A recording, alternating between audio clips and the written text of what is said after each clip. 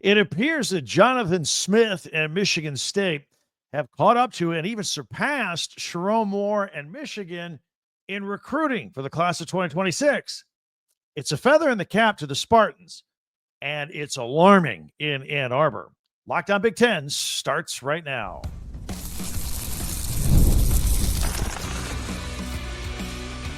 You are Locked On Big Ten, your daily podcast on the Big Ten Conference.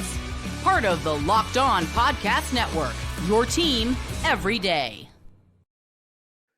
Welcome to Locked On Big Ten. I'm Craig Sheeman, 40 years as a sports talk show host and play-by-play announcer, and I want to thank you for making us your first listen each and every day. We're free and available wherever you get your podcasts and on YouTube.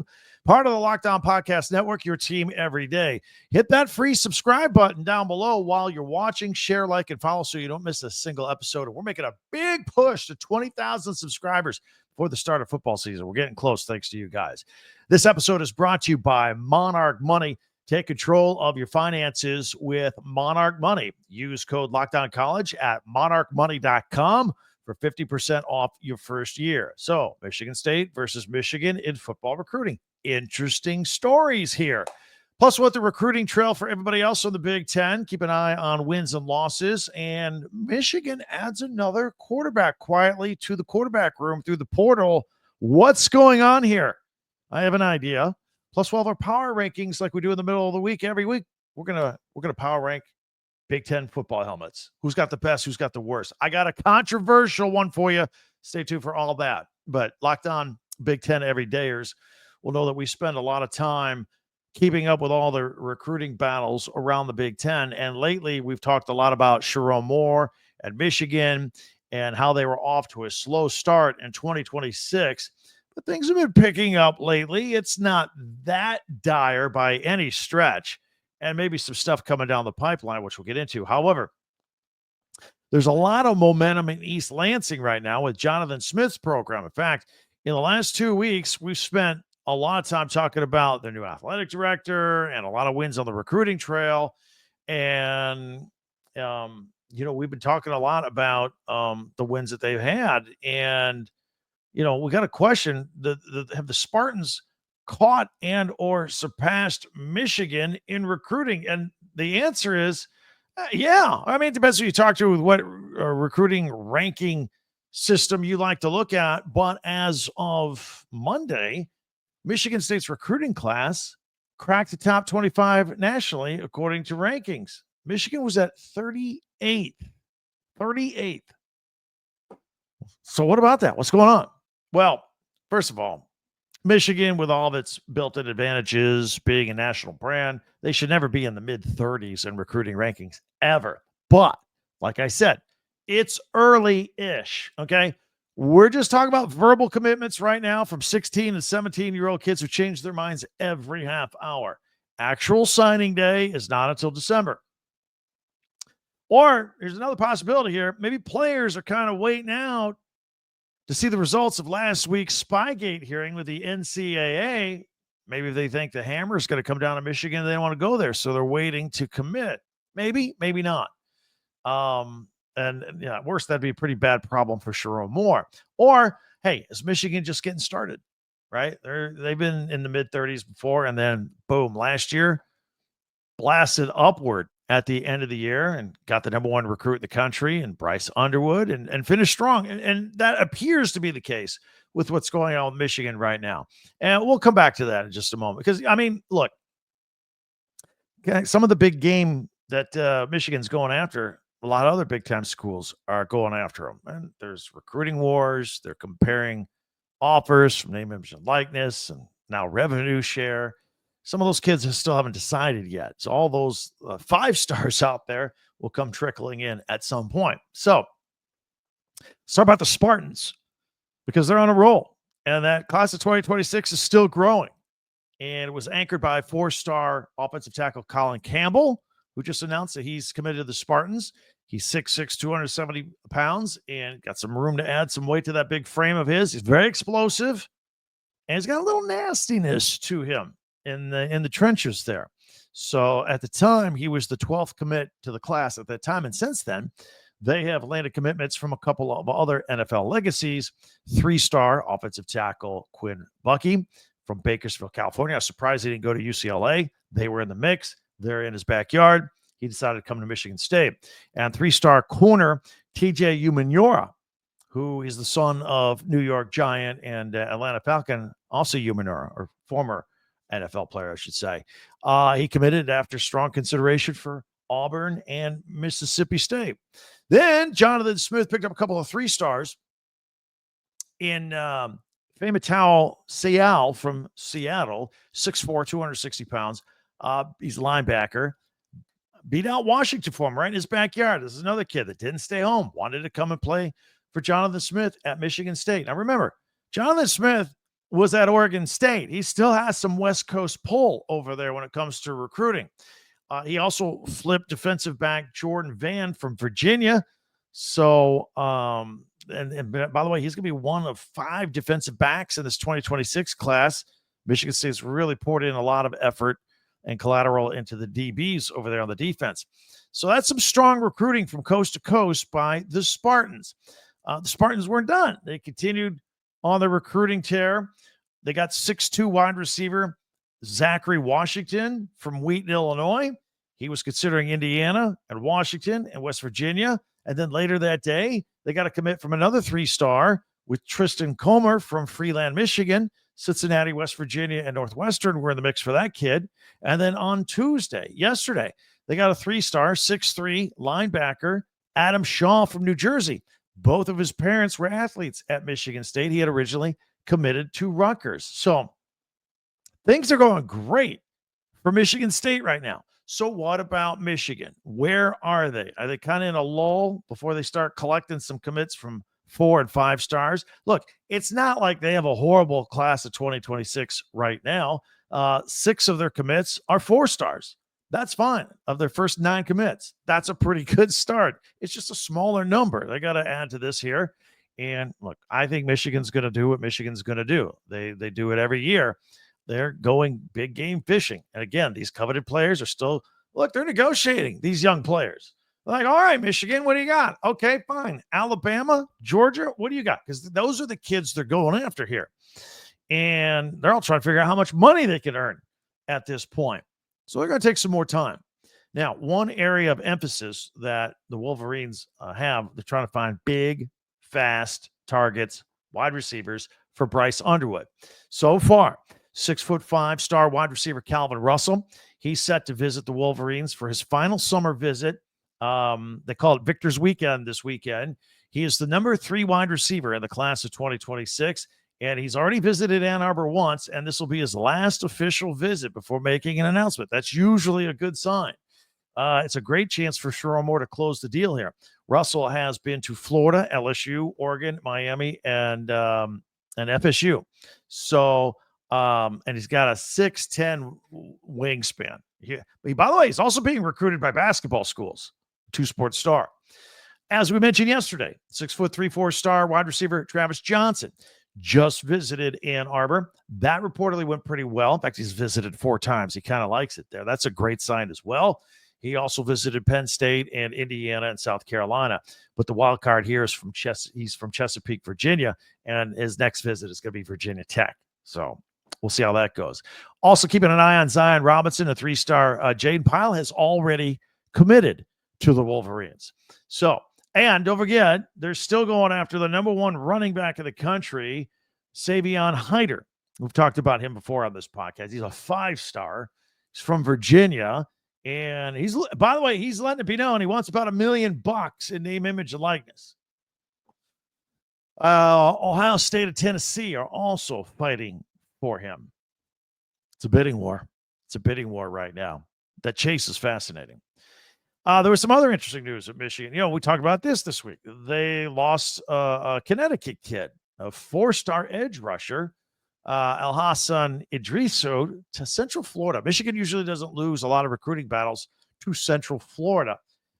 This kid was considering Michigan and USC and Texas A&M and ended up at Central Florida. That was kind of weird.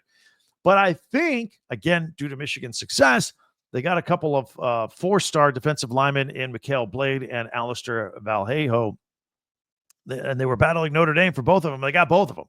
And maybe this kid decided, you know what? Too much competition on the depth chart. I'm going to go to Central Florida where I can play. It's the only thing I can come up with right now.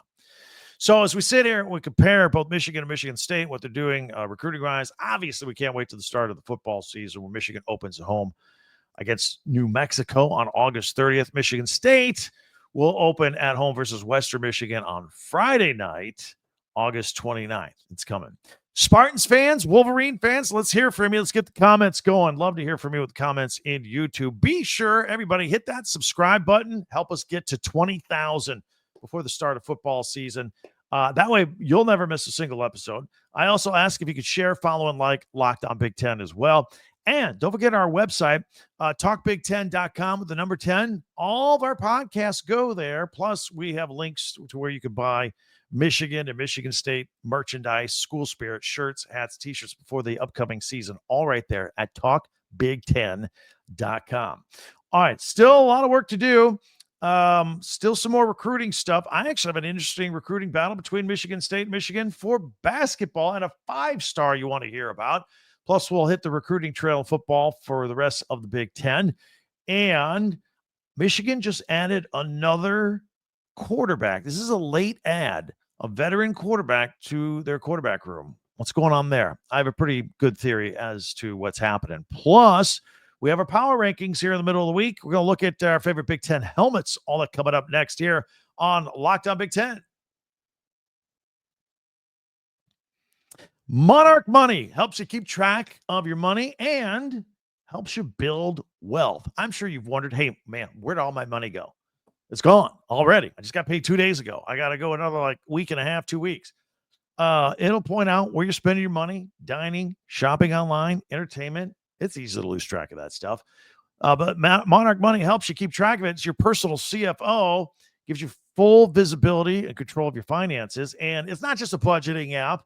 It's a complete financial command center where you can track all of your accounts, investments, and spending all in one place. And you're not just managing your money, but you're building wealth. They've got great insights as to where your money is going, all in one convenience instead of juggling multiple apps. Pull it all together.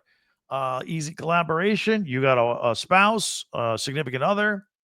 Put their stuff there with yours so you can all check it out in one place. Take control of your finances with Monarch Money. Use code LOCKEDONCollege at monarchmoney.com for 50% off your first year. That's monarchmoney.com with code LOCKEDONCollege for half off your first year.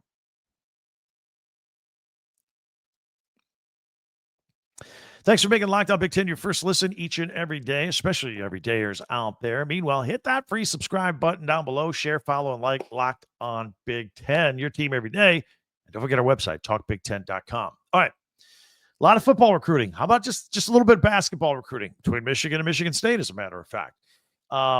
There's a kid we need to keep an eye on, and then we'll get back to football news here. But Anthony Thompson, have you ever heard of him?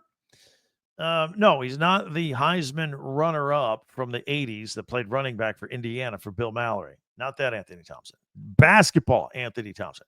He is a 5-star. He is 6'8", a forward from the class of 2026 from the state of Ohio.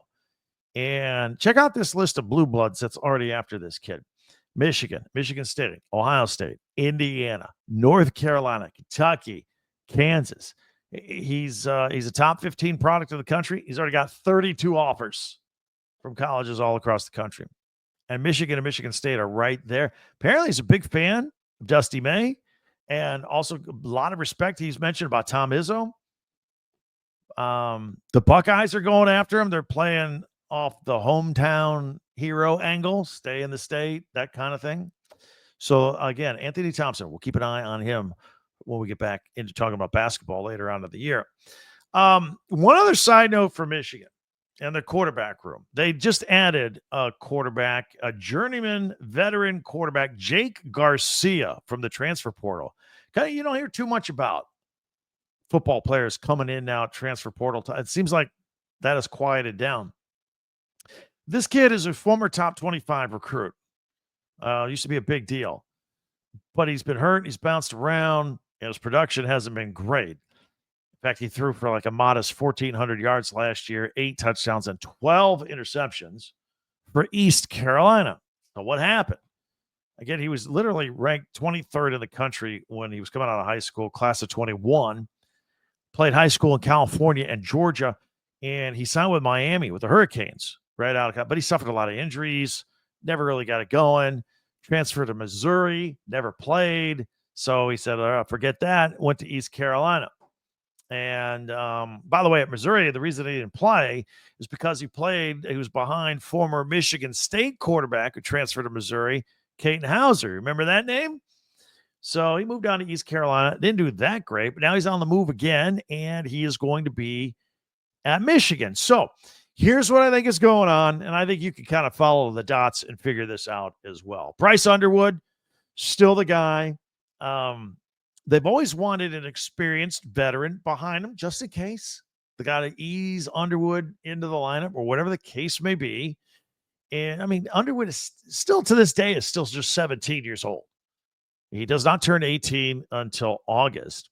So, and they've got Fresno State transfer Mikey Keene, but as we've talked about here, he missed all the spring ball. He transferred in and hasn't played with this offense. Had some sort of injury and just started throwing the football in April. They need an insurance policy. They need an insurance policy. That's why they've made this move here. In case Keene isn't ready to go or whatever the case may be. Now they do say Keene will be ready to go for preseason camp, but I don't know. I'm getting some Jack Tuttle vibes, a mysterious injury, and just this week, no. Next week, no. They can't go into this season like that, so they had to get another body in there. And we'll see. We'll see what becomes of that. They got some other guys injured and not ready, and all that kind of stuff. They need to add to some depth there in the quarterbacks room at Michigan, and that's exactly what they've done here. All right, so let's talk about the Badgers for a minute. Some good news.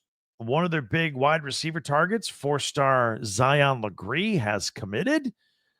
Maybe the air attack for Luke Fickell is actually going to take flight. They got another 4-star wide receiver in Jaden Pettit, who is visiting again, this time on an unofficial visit. He's already made his official visit. Lots of interest from him from Oklahoma, North Carolina, Missouri, too. But he's a Florida native, but he's interested in Wisconsin. He's 6'4", 195 pounds. This is great.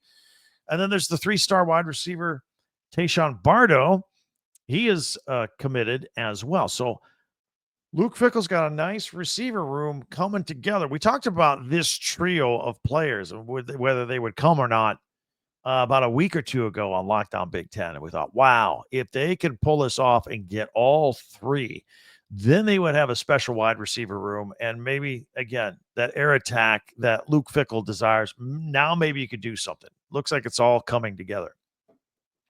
Got some more news on the Indiana Hoosiers. We talked a lot about them yesterday in this class that Curt Cignetti is putting together. Curt Cignetti, so far in Indiana, in 2 off seasons, has really concentrated on the transfer portal and bringing in experienced players from other schools.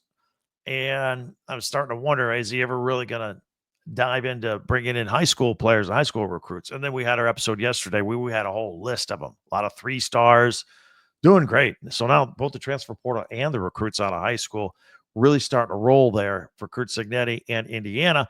And they just got a commit from a 3-star running back in Jerrion Campbell from Georgia, who had 31 offers from some pretty big boy schools like Alabama and Georgia and Michigan and Tennessee and Texas A&M, and he chose Indiana. So nice feather in the cap for Curt Cignetti and company for that. By the way, last year, his junior year in high school, he rushed for 930 yards and 18 touchdowns. Those guys that score a lot, they get coach's attention quickly. No question.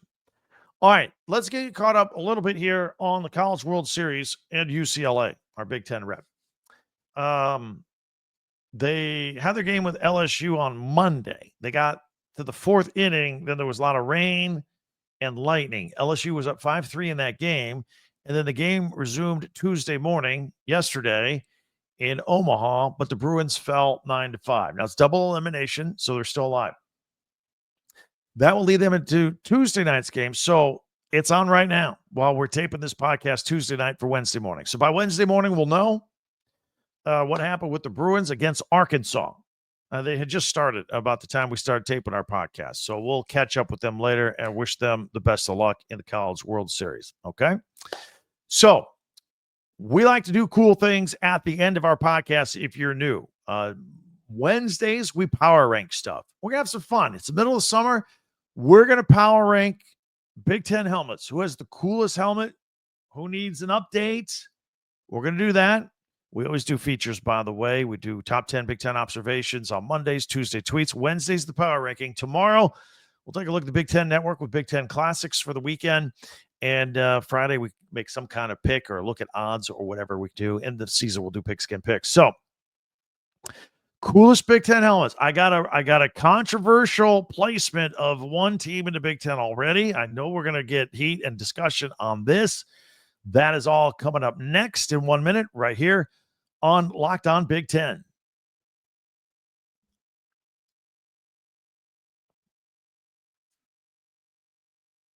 All right, it's time for our power rankings right now. So we're going to do Big Ten helmets. I'm going to put the list up here, and we're going to go through it, and I'll explain myself. These are ours. We didn't copy these off of anybody and make comments on them. These are our rankings. So if you got a problem, you got a problem with me. Let's do it. If you're audio only, we'll put this on the screen and describe in detail. All right, number one, it's a classic. Look, I'm sticking with Michigan. Number one, with the wing logo across the front of the helmet. I think it's the coolest helmet in the Big Ten.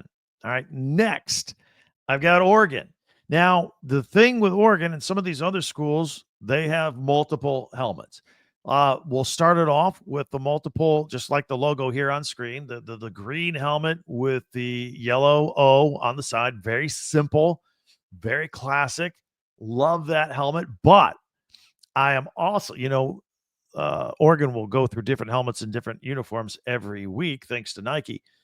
I do like it when they bring out the chrome, the shiny chrome, almost mirror look, the chrome look helmets with the etched duck feathers on it. I think that's, in fact, if that were their regular helmet, I might even put that ahead of the Michigan helmet at number one. But right now, we'll put them at number two. Number three, the USC Trojan, the iconic Trojan logo and the cardinal red. It's a beautiful looking helmet. And you could make the argument it's a little old and outdated. I guess some people would say that. And I tried to play with that, and I kept trying to bump them down, and I kept going, well, I can't have them below this team. I can't have them below that. They ended up at number three. What am I going to do? It's a good-looking helmet. I bumped up the Indiana Hoosiers with the crimson and the white with the IU logo. They have played with various versions of the letter I, cursive I, block I, but I like the IU that they have now with the shiny red underneath it. Full disclosure, many of you all know that I am an Indiana grad, so maybe some bias here, and you're going, wait, you got that ahead of the Ohio State Classic helmet? Yes, I do. Can I share with you? Look, Ohio State, great helmet. They do that, the stickers, right? For like little rewards. Michigan does it too. A lot of schools do it. I don't like, by the end of the year, with all their greatness, it looks messy. I don't like it. It's not a clean look with all those stickers on. You go ahead and disagree with me if you want in the comment section. I'd love to hear from you. Try and go ahead and defend it. It looks just too busy and too just like a second grade art project with the stickers. Oh, I just got people upset saying that. I shouldn't have said that.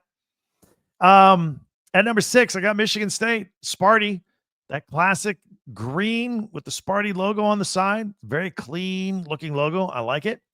I like the Washington. I don't think Washington gets enough credit for its uniform, its helmet. Got the gold with the purple W. Maybe they can get a little more modern with the W, make it even bigger and shinier on the side. Maybe, but it still looks good. And frankly, I got the UCLA helmet right there with it. They both kind of have that gold base. And while Washington has the purple W on it, UCLA's got the blue UCLA script on the side. UCLA, the helmet's been around forever. So I put that in the top 10. Iowa at number 9, the classic black and gold.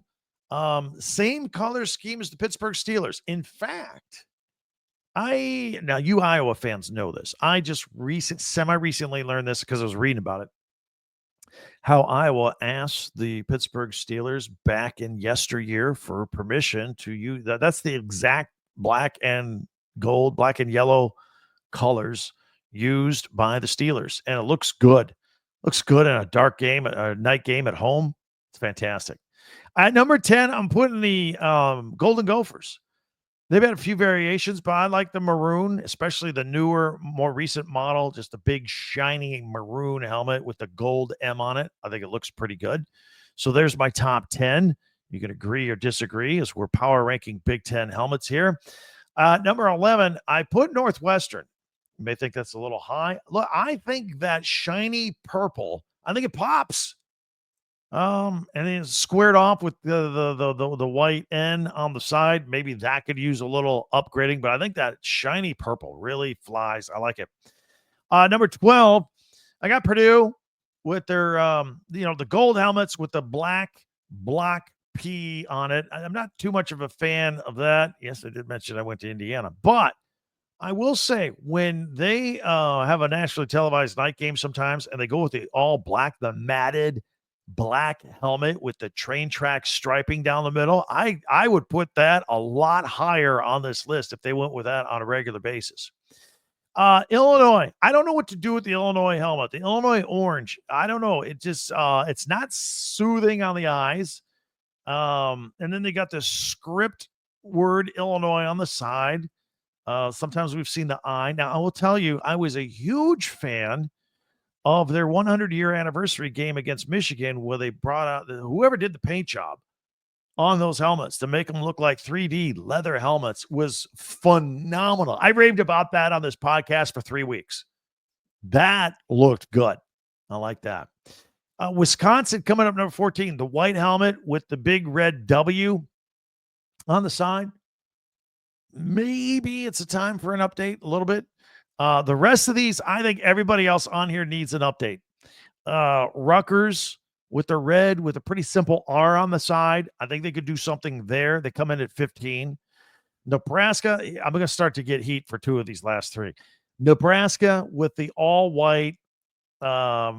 They've got the stripe and just a simple red N on the side. You might want to make the N a little flashier. Now, a lot of people, old school Nebraska, they like this. Maryland, which helmet are we talking about with Maryland? Maryland, the red one with the Terps script on the side. People seem to like that. Sometimes they go with that black, yellow, and gold with the state colors, state logo, the state shield. I find it to be too busy. I don't particularly care for it that much. Maryland fan may be upset. And then here's the one I know I'm going to get the most heat on. I got Penn State at last. Some lists have them first. All right, this is why Penn State could be first. It could be top 2, top 3. It could be last. It's just white. It's just a white helmet with a blue stripe. Look, man, that's a step away from the leather helmets. And no logo. Nothing. That's why I put them last. It looks like an old white Rydell helmet you'd buy for Pop Warner, and then your team mom and dad would paint your team logo on it or something. That's what it looks like. I'm going to get in so much trouble with Penn State fans. By the way, if you are a Penn State fan, check out yesterday's podcast at Lockdown Big Ten. We were talking all about James Franklin and got to win the big one, and this is their year. So if you're a Penn State fan, you'll like yesterday's podcast, even though you won't like my ranking here for where I have helmets. So let me know what you think. Hit me up with the comments. Always love that. Always a lot of fun to rank stuff in the middle of the week. Many ways for you to interact with this podcast at Twitter or X at Talk Big Ten, number 10. Also, don't forget our website, talkbig10.com with the number 10 for all of our podcasts, and also links for you to buy school merchandise from your favorite team. Before you go, if you could do me a favor, you'll be doing yourself a favor because you'll be locked into us every day. Hit that subscribe button. It's free. No information is ever required. Just hit it and set it and forget it. And that way we'll be together all through the Big Ten season, and you won't miss a single episode. And we are making a push. I think we're at 18,600 or something like that. Subscribers. We're trying to get to 20,000 subscribers before the start of football season with your help. Feel free also on our website to check out a previous podcast. Like I said, we did Penn State yesterday. And also inviting you to check out our friend Brian Smith on the Portal Show. We just mentioned Michigan just grabbed a quarterback out of the portal today. Brian Smith has stuff like that every day for every team. So check it out, the Portal Show on YouTube, wherever you listen to your podcast. That'll do it for us. I already can't wait till we talk again tomorrow for Locked On Big Ten. I'm Craig Sheeman. We'll talk to you next time.